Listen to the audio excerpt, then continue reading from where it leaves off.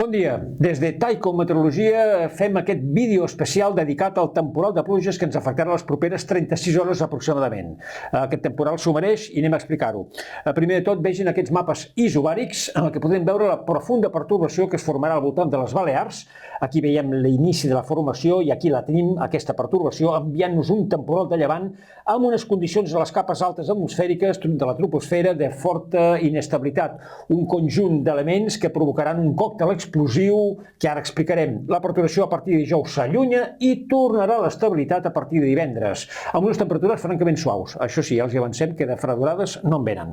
Va, anem al que ens interessa, que és el mapa de precipitacions, els mapes de símbols. De moment, aquesta tarda vespre, ara ja, comencen a descarregar alguns ruixats puntualment intensos a punts de la costa i prelitoral.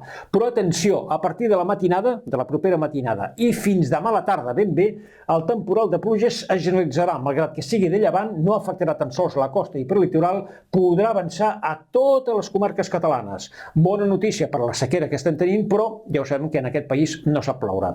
Algunes precipitacions seran molt abundants i acompanyades de tempesta, i els vents del nord-est, fins i tot nord-oest, però un nord-oest enganyós, perquè l'origen és de llevant. L'alteració marítima serà notable. Què passarà dimecres? Dimecres, aquesta serà la primera tongada de precipitacions importants, potent. Dimecres el que tindrem serà dues variants. La segona tongada de precipitacions molt important i abundants ens agafarà, ens replegarà tot el que és la matinada de dimecres fins primeres hores de dimecres, fins les 6, 7, 8, 9 del matí de dimecres.